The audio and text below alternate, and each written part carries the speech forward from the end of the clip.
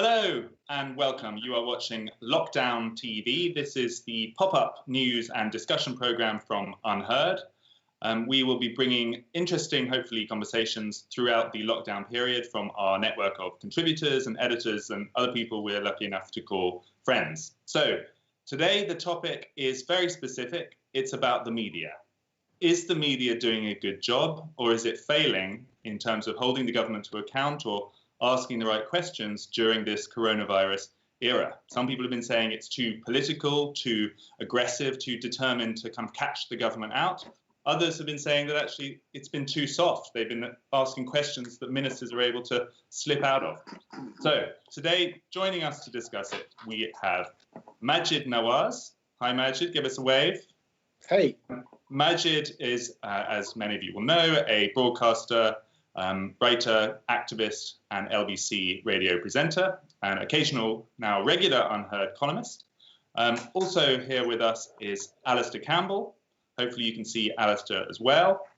Alastair needs no introduction, but I'll give him one anyway, which is that he was the political and communications director for Tony Blair.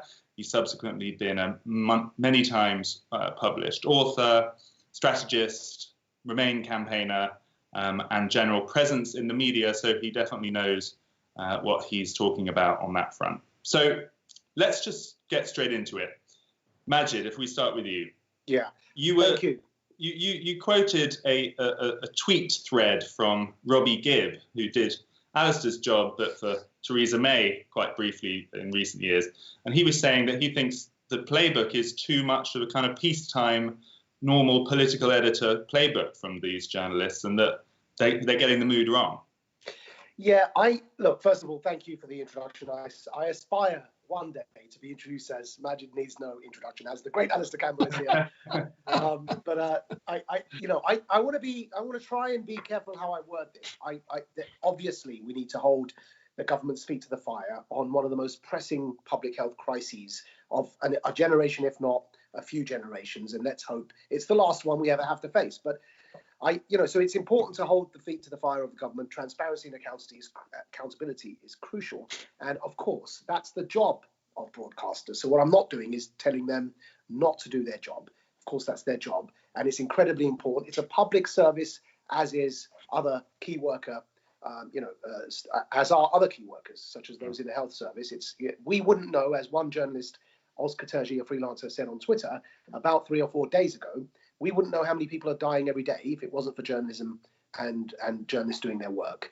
And so on that basic level, it's crucial. I do fear that some of this attention is party political and has been since the get-go.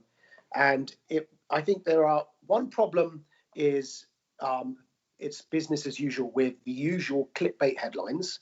And so the example I'll give for that is, we know from surveys, from the latest YouGov poll, that the overwhelming majority of the public have been adhering to the government's guidelines. I'm talking above 90%, right? And in fact, what we know is that the government are themselves surprised at how well the British public has been doing in adhering to the guidelines. And yet, of course, it sells papers. Whenever there's a hot weekend, Easter weekend or any other, we're going into the parks and we're photographing the odd sunbather, and yes, there's more than a handful of them, and those are catching the headlines. Now, what I worry is, of course, A, that sells newspapers, but B, what I worry is it's then being picked up by people like me, broadcast journalists, who look at the papers. Frankly, this is how it works. We look at the papers in the morning, we take our lead with these stories, and then we debate them on things like LBC. Now, that's creating, I worry, a self-fulfilling prophecy. Whether you look at it from nudge theory, that if you tell people they're not sticking to the rules, fewer are likely to stick to the rules. That's basically game theory, right? Or if you look at it from the perspective of unhelpful and unnecessary pressure on a government at the time when the Prime Minister was in hospital with COVID, his health secretary had COVID, his chief medical officer had COVID, and so on and so forth. So there was a problem with leadership, and, there are mistakes that have been made there, definitely. We can come to some of them. I'm sure Alastair will point to some of those.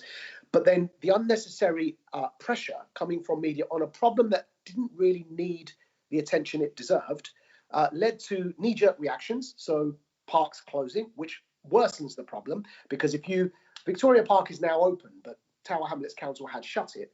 If you shut the parks, then those same, let's call them,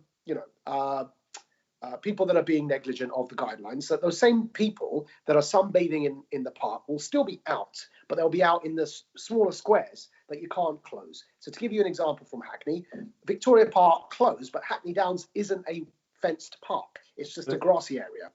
So people will spilling over into other areas, creating the same nuisance, the same public health risk. But do you think, Maajid, that it's not just, I mean, the point about parks is one thing, but do you actually think that the media is basically being too kind of gotcha-ish with government ministers on the big, difficult questions to do with PPE, to do with care homes, to do with timings for lockdowns, and all of these things which the media is zeroing in on?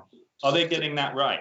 So this was my second point. So the first was about what sells newspapers. The second was the party politicization of some of this. So what we know with PPE, as the example you've given, I've been tweeting this, is there's a global supply shortage of PPE. PPE is procured from China. Now, there's 2 points here to keep in mind. One is the Lansley reforms, and that is that NHS England, the CEO of NHS England, are responsible for their own procurement. It's no longer the job of government to do that, for good reason.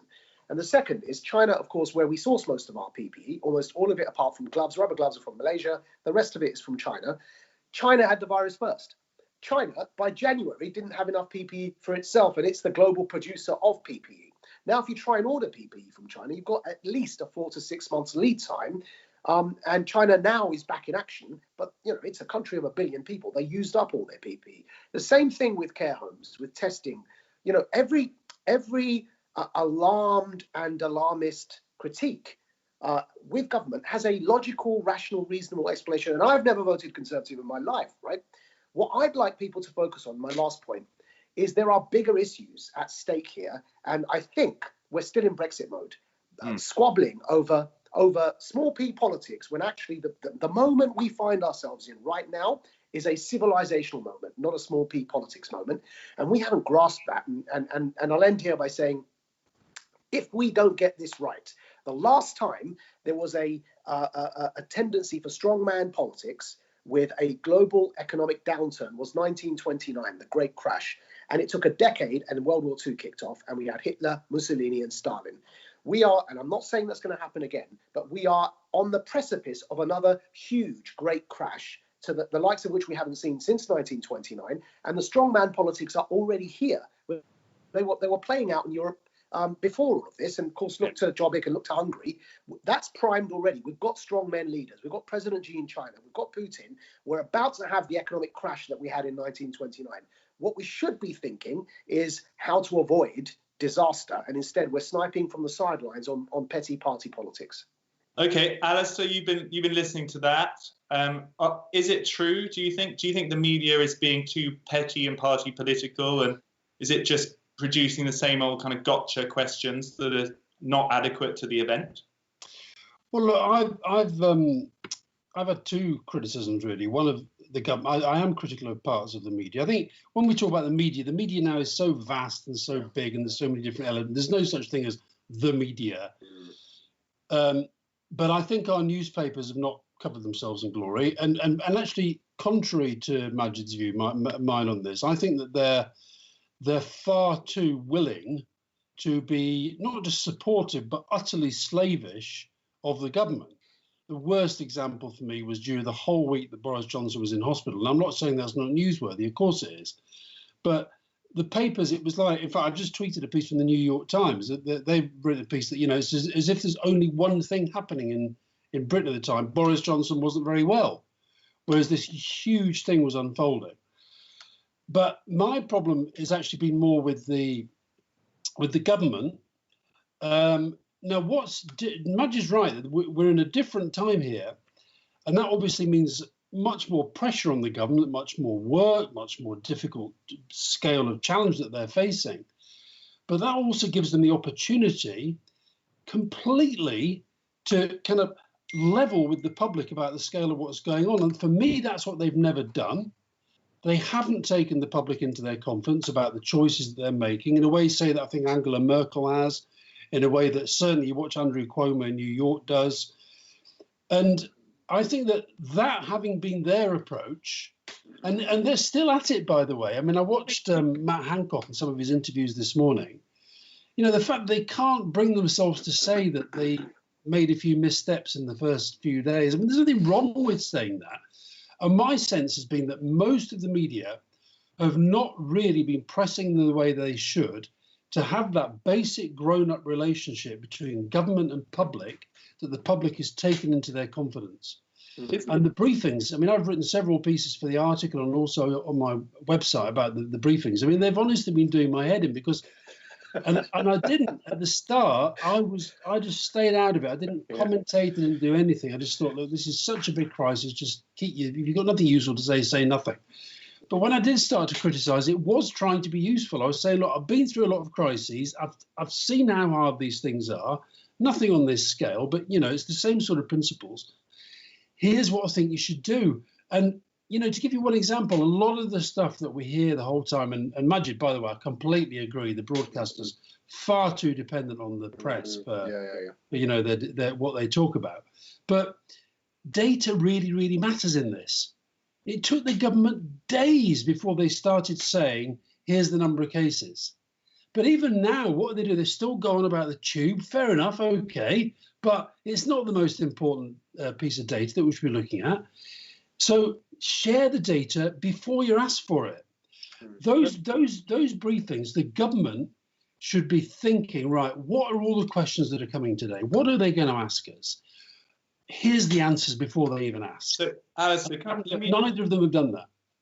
Let me come back to you with some numbers, which is that in the last couple of days we've had new polls published, and they show that trust in the media has slumped during this crisis by, I think it was 21%, and that is the only institution which trust has gone down in during this crisis. And in the UK, that's happened more than any other country. Meanwhile, government approval is higher than it has been in decades. Personal approval of the Prime Minister, and of course the Tories are flying high. Why do you think it is that the public seem to be giving the media bad marks for this crisis and the government good marks? Because I think in a crisis, usually, when it's kind of so obvious that it's like really big and really difficult, it's affecting everybody, I think the natural instinct of a lot of people is to give the government that benefit of the doubt. I think there's a real danger for the government in that, by the way. I know they're polling every night and they're testing their messages and all sorts of stuff, and that's fine. Okay, let them do that. But when you get into the next phase, particularly when they start to ease the lockdown and also the economic stuff that Maajid's talking about really starts to come through, I think there'll be a far greater reckoning on some of the decisions made early on that is happening now. So I don't think they should be too complacent about this. The media, by the way, and I think it comes back to the point I made to you earlier, when we talk about the media, we basically mean the different people that we see and hear when we're listening to the radio, watching the TV, going online or reading a newspaper. And I think what the public is reflecting there, I think is something where maybe the government are just as responsible as the media. They're not presenting the full picture, both of them. And therefore the media is partial and the government's partial. The government gets the benefit of the doubt in the way that I don't think the media does. Maajid, come in. Yeah. Just to responding, there's 2 points I wanted to respond to and then perhaps remark on something as well. But very quickly, I think I agree with Alastair, there's been a huge communications breakdown. And I think lots of people, even if they were inclined to support and vote Conservative, would probably agree with that. The government comms strategy has been terribly bland. In fact, they should give Alastair his job back and he can run it for them. By the way, I don't think this is party political. No. I don't think. I'm not seeing this as Conservative, Labour. Right. I think it's just bad government communications. So I think the comms is not party political, but I think some of the critique is, which I wanted to come to. But I think definitely there's a comms breakdown, and they didn't have a handle on it, and we can think of why and whatever. But one of the primary reasons, I think, is actually, if you look to what just happened and how this government was formed, incredibly inexperienced people, probably the most inexperienced to be running our cabinet in my memory, are currently running our government. So from Rishi onwards, I mean, Rishi's doing a great job, But he's only just become Chancellor. And so when you talk about why none of the loans have been rolled out the way they have, these are people very, very, Dominic Raab, all of them are very new to all of their roles. And the reason they're there is because the Prime Minister promoted them because they agreed with them on the Brexit issue and not because they had political experience. It's important to mention that. The second point is that the question you asked about trust in the media, I'm not sure. I think, Alastair, what you said is part the answer, but I don't know. And you were in government at the time, but I was in jail, so I can't remember, but I wasn't here. But during the Iraq War, was there a similar reaction? What did trust in media go down and trust in government go up? I don't think it did. It's interesting that the general support in the government was pretty high up until the aftermath. Yeah. On the media, but did we see a drop in trust in media at the same time? I don't know. Yeah. Certainly my trust in media did. So, because I suspect I think you're right that there's partly that we rally around in emergencies behind our government. I think there is parts of a party political point, which I wanted to come to, and you're saying you don't think there is. I think there is some party politicking going on here, and I think, for example, that take lockdown as an example. The same voices, and it's a cognitive dissonance, I mentioned it on my program before, the same voices that are ordinarily very, very concerned about civil liberties, and in particular when it comes to BAME communities, are the same voices that are now pressing the government for not being hard enough on a lockdown. When we see some of the consequences of that in terms of overzealous policing within communities, none of the problems that existed before the lockdown have suddenly gone away because of coronavirus. You know, poverty, overcrowding, housing, racism, they're all still there in society. And all of those problems existed beforehand. Those voices that would be concerned with social justice and worried about overzealous policing in communities because of their fears of the disproportionate effects, say, on minority communities, are now cheerleaders for a harsher lockdown and have forgotten those same principles they used to adhere to. The political, cognitive dissonance. Political cross-dressing. Let me just come in for a sec, because I'd be prepared to go a bit stronger than either of you have so far. I mean, I think the kind of habits that the political media have got into over decades, really, and I suppose some of it does stem from your kind of era, Alastair, you know, where you know, there's a sort of presumption of a semi-combative relationship with the government. You know, we know what a story is. It's if you catch the government out, you prove that they're lying, they contradict themselves. That's basically what we've trained journalists to do, and that's what they consider success to be. And suddenly in a crisis like this, the reason there are those polling numbers is that the public doesn't care about that. You know, they don't want to see, you know, Matt Hancock kind of finally proven that he was negligent and we got the memo and he's going to be screwed because of it, or indeed, you know, Dr. Jenny Harries, who now looks like she's in the media firing line because she said one thing that then was contradicted. The public is a bit scared and wants to win this, and they see that it's a global struggle, and that the worst outcomes that they were warned about haven't happened. Yeah, but I think I agree with that. Maybe it's partly the culture that you kind of engendered back in those days that is still. Well, I don't engendered suggested that that's what we wanted. The dark arts spin. I think you have to draw a distinction between what I know people have called this kind of gotcha journalism, you know, how long have you been beating your wife? And really, Maajid used the phrase holding the government's feet to the fire. What I mean by that, I don't mean shouting at them. I don't mean constantly interrupting them. I don't mean being rude to them. I don't mean constantly saying to them, God, you're useless. What I mean is pressing them to communicate to the public what the public deserve, want, and need to hear. Now, so I'll give you one example, and this is the one that really did my head in. Was when, and I'd written a piece in the morning saying, not critical of the government, critical of the journalists, saying these questions, they're all over the place. You're all pursuing your own agenda. And this paper's got that campaign asked about this. You know, Robert Peston asked 5 questions when he should stick to 1, and all these sort of criticisms. And I gave 20 questions that I thought should be asked. And one of them was, Hallelujah, I thought, was asked virtually word for word. And it was from Charlotte from Talk Radio. And the question was, can you tell us, just as a matter of straightforward fact, how many people working for the National Health Service in the front line have died? And if you like, what lessons are going to be learned from that? And he said literally these words, "That's one for you, Ruth," the chief nurse. And then she didn't answer it either. Now, that to me was like, this is what I mean. It's not gotcha, but I think, I said this right at the start, those briefings are the opportunity for the government to paint the whole picture. So they should be out there right at the top saying, here's the data on which we're basing, here's the science on which we're basing decisions. This thing that they keep saying, we're following the science, we're following the science. I've never seen any science. I've never seen a paper that says, here's the scientific analysis that we're relying on. Oh, they published it, I can assure you. It's online. Yeah. Maajid, I'm going to bring you in one sec. I just want to come back to Alastair there, because even that last point you made is essentially a political point. It's an example where Matt Hancock dodged the question in a shameful way. It's an example of Matt Hancock being, a bad politician, basically. He should have done. No. And so, in a sense, that's an example of the kind of thing which journalists feel is the sort of virtuous call to arms. Prove that there's somehow a political scandal here, and then it's not a scandal. It's not a scandal. It's a mindset. Political scandal. It's not a scandal. It's a mindset. They have decided. So we've all agreed that these are a different set of circumstances, but they are communicating still.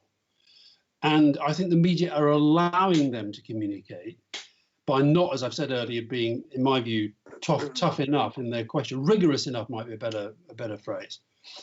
They are not communicating in a way that meets the demands of such a big moment, where they have to take the people into their confidence and trust them to be grown up enough to say, yeah, this is really difficult. I tweeted just about an hour or so ago a clip from Angela Merkel's press conference. She was explaining in a way that I've just not seen any of our leaders do. She was explaining the trade-off between easing the lockdown and how many people that will mean that we might be in risk of infecting. She's a scientist. Yeah. She's a scientist. Yeah, but also it wasn't complicated. It was like, if we do this, the chances are that we'll have a factor of 1. Do this, is 1.1. Then we're infecting this more people. So she's just basically saying, so we've got to be really careful. The tone of our government communications, I think, has been, most days I sort of feel that Matt Hancock wants us to stand up and give him a round of applause. Can I ask? Maajid, come in on that. Yeah, so I want to ask a question. When I'm hearing you, Alastair, I'm trying to understand if your main concern is one of strategy or comms. If it's the latter, I think it's less controversial, and that moves to Freddie's point, which is, if it is comms as your main concern, then that shouldn't be, I believe, our primary concern at this time anyway, because we're in an emergency that engulfs all of that, including comms. If it's the strategy, then it could be life or death, right? So I'm trying to work out what's your main issue. Well, that's a very, very interesting question, because for me, especially in a crisis, the reason, and Matt Hancock said this morning in one of the interviews he did, he said that how we communicate, he said, he was doing this as defending what he was saying by refusing to start to talk about the exit strategy. Yeah. This is how we communicate. At the moment we're saying stay home, protect the NHS, save lives. If we veer off that, there's a danger that we kill more people. Mm-hmm. That was, for me, an interesting acceptance of what I've been saying from the word go, that in a crisis like this, the communications has to be embedded in the strategy. Mm. So the reason why good communications matters is because it has to be embedded in the strategy. So back at the start of this, when, just to give you an example, on the one hand, they're saying, wash your hands and be careful about going too close to people. And on the other hand, Boris Johnson's at a rugby match and he's boasting about shaking hands in hospital. So that is a conflict of strategy and communication. Another failing. I don't dispute that the comms, I've been at the forefront of saying before they even called the weekly press briefings that the comms are a mess. But I don't think that doesn't actually inflame my passions in the way that it looks like it's doing for you. And I think the reason for that is, if we were to judge the comms by any success metric, then it's got to be, are the public doing what the guidelines are asking them the public to do, regardless of whether we agree or not that the comms No, need it also has to be about whether more people are dying here than are dying elsewhere. International comparisons do matter. It does have to be about health capacity. And yes, you see things like the Nightingale Hospital and you think, wow, that was a real achievement. But then when you do talk to nurses and doctors and care workers, I mean, it's now, and Freddie, you can't just say, well, that's another attack on the government. The government are in charge of this. And it's several weeks ago, Boris Johnson in the House of Commons said everybody working in a care home would have protective equipment by the end of the week. I've actually just come off the phone with people in Sweden, which is where I'm from, and there's an enormous scandal about care homes in Sweden as well. I guess unsurprisingly, they also feel that they weren't. Can I on Alastair's point about country by country comparisons? Again, having said that, I concede the comms are very bad. I don't think it's the primary issue, and I think that's where it's becoming. I think that's where it's becoming politicized a bit. But actually, I'm very concerned about country by country comparisons, because I think that actually when we do these, it's a very crude and actually unhelpful way to understand the situation for two reasons. One is the variables are so different. And so Italy has the oldest population in Europe and therefore naturally more deaths. Variables include how extensive our testing is versus the numbers that have died. And that gives us a death rate. That's the only figure that matters, the rate of death, not the numbers who have died. And it's proportionate to your population, proportionate to your elderly, proportionate to your BAME communities and so on and so forth. We're not considering those variables when we do country by country analysis. And the second reason, I'd say as important, is it's short-term and short-sighted to look at numbers of dead, because depending on what your strategy is, if you, by definition, if you have a peak of a curve and the view is that curve is going to be very steep, as opposed to other countries that have a stricter lockdown and therefore have a flatter curve, by definition, you'll have a peak of deaths, but a shorter period in which your disease is affecting your society, because you get hit all at once. Whereas if you flatten the curve, the area under the curve remains the same, and the length of the epidemic potentially is extended. Why that matters is if you have a very strict lockdown and then come out and people go back into society, you'll have a second wave of attack of the virus and you have more deaths. Now, we're not counting those countries like France that have a very harsh lockdown. What may happen once they have a second wave? Once this is all over, maybe let's say 12 months time, only in hindsight, when we look at the figures, considering all the variables in proportion, and over the long term, including second and third waves, will we actually know how many people in terms of rate per population died in each country with all the variables factored in? It's too early to base any judgment on a country by country comparison at this stage. Alastair, do you think there's truth in that? I mean, everyone loves to share these Financial Times charts that comparing trajectories. It does feel, at least to me, that there is a kind of bias towards looking for Britain doing less well. That is the thing that gets large parts of the press more excited if we are overtaking Italy, or if there's proof that Britain is kind of doing less well than neighbours. Do you think Maajid's point is right, that the comparisons are unfair? I think he's right that this thing is going to take an awful long time to pan out. But I think it's now that governments are making really important decisions that are affecting us now and into the future. And I think some of these international comparisons are interesting and relevant.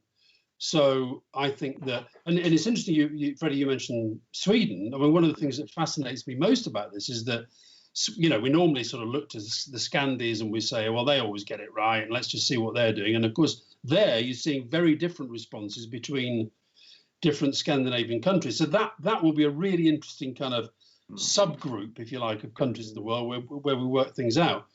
But I just think, and the reason why I keep going back to this point about the nature of the government putting this case over, I'd be hard pressed at most stages of this to say what their actual strategy is. I mean, I'm very clear at the moment what their message is: stay home, protect the NHS, save lives. That's a message. And as a health strategy, I get it, okay? But if you then go back right at the start, was our strategy herd immunity? I don't know. Was our strategy, well, we're going to kind of weigh up the balance here between suppressing the virus and mitigating its consequences. That's what I mean about them not taking us into their confidence about what it is that's driving the decisions that they're making. And that's what I think other countries have done. I think Germany have done that. I think Merkel has been much clearer and much more honest about the choices. And there's something inbuilt, and maybe this does go back to our kind of, very robust parliamentary system where that side attacks this side, kind of whatever they do. But there's been something very defensive about, they won't. I don't think it'd be any harm at all if they said, you know what, we got a few things wrong about this stuff. This thing is so big, it's so difficult. I mean, can I just say, you say that you know what journalists are like. The moment you admit you're wrong, the next question is, heads must roll. Who's going to resign? But this is where I think the public are much more reasonable, and that's more important. I don't think the public are sitting there. You see, when they get polled on what do you think about the media, I don't think they're thinking that much about it. They're thinking about the issues that come at them through the media. Alastair mentioned the trigger word, herd immunity, which gets everybody so rabid these days. So I just wanted to comment on that and wind a few more people up. It's important to mention, for the purposes, because we mentioned Sweden, for the purposes of the viewers and listeners, that Sweden doesn't have a lockdown. And I just want to explain very briefly what's going on there. And obviously, Freddie, you can explain this much more so. But Sweden, they are not allowed, by law, their politicians are not allowed to interfere with the chief medical officer's scientific advice. And therefore, the CMO in Sweden, who's an epidemiologist, has advised no lockdown so as to, while safeguarding the vulnerable, the elderly, who are in protective kind of places in lockdown, so that the younger, healthier population is exposed to the virus, develops an immunity, which was what we were hearing in the early days of the UK strategy. Okay, now herd immunity is not a strategy; it's the inevitable outcome of beating the virus. The only debate really between Sweden and the rest of the world isn't about whether herd immunity is an inevitable outcome. That's just a fact of life. The only way you beat any virus, including the plague, is either through a vaccine, or if sufficient vulnerable people have succumbed to it while the rest of society has basically overcome it, and therefore your children and your children's children are born, with a protection inherent to the herd against it, and the virus can't spread. So that's an inevitable outcome of beating a virus. The real debate really, and I think this is where the media are missing a trick. The only debate isn't, oh, you are pursuing herd immunity, what are you pursuing now?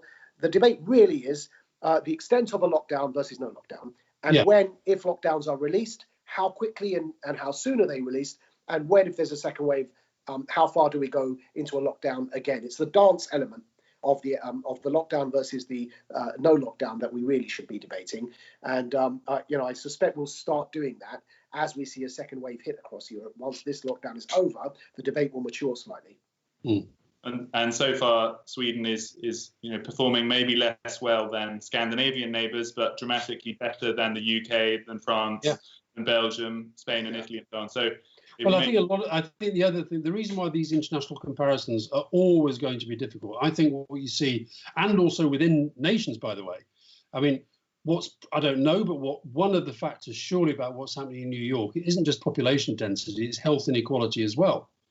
I think you're going to see in the UK, I think you're going to see massive issues of health inequality that emerge from this. Absolutely. And so that is that. So, looking at the whereas I think, Sweden generally probably healthier in many ways than we are. Health inequalities. I would like this opportunity to remind people that are asking for harsher measures, not you, Alastair, but generally I'd like to say that when you go to these parks in areas in East London where I'm from and where I was raised, you will see that a lot of them are basically young Black and South Asian kids in the parks who should be in school. And they're out there. Just last night, I went for my exercise on my bike, and I went through Wells Street Common by Victoria Park, and I saw a football match being played. Almost all of them, maybe I saw one white face, almost all of them were Black and South Asian. These are kids that live in tower blocks in East London, right? They're living 3 or 4 kids, 2 parents, or maybe 5 kids in 2-bedroom flats in towers that are like Grenfell. So they are in the spring heat. They are cooped up indoors all day. No, they should not be breaking the guidelines. But at least if we can empathise with what's going on here, when we call for harsher lockdown measures and the closing of parks, we've got to understand that 17-year-old Black kid that was being stopped and searched by police is now going to be stopped and searched because some liberal living in Islington, sorry, Alastair, is asking for harsher lockdown rules. So please keep that in mind, guys, when we start asking for harsher lockdown. Okay. Yeah, I mean, I met I met somebody the other day who was telling me about their family. They sleep in shifts. In normal times, they sleep in shifts because they don't have enough beds and bedrooms for the kids that they've got. So I think it is so these health inequalities, I think, are going to become really big issues. Okay, we are running out of time, gentlemen. Thank you so much for this. I'm going to leave you with one final question with hopefully a short answer. Do you think there is a big political scandal going on here? Do you expect that in 6 months' time, there will be people who have been forced to resign, there will be negligence or foul play proven by the media, and that we will have successfully turned this into a political scandal? Or do you feel it's not a political scandal? That's Alastair first, and then Maajid.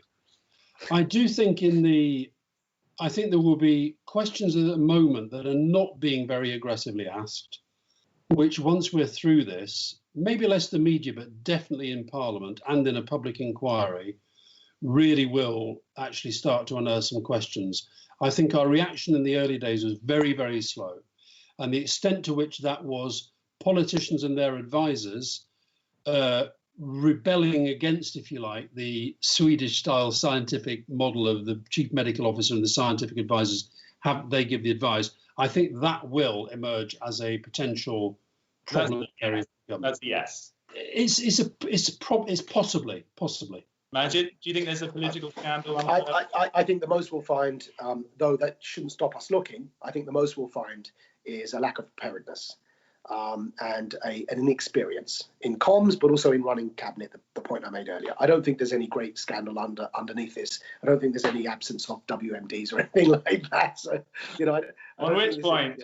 Thank you. I love you, Alastair. Thanks for the time today. Pleasure, all the best. Yeah. Cheers. Bye. Bye. You have been watching Lockdown TV, brought to you by UnHerd. We will be coming back on air tomorrow at around 4 p.m. Thanks for watching.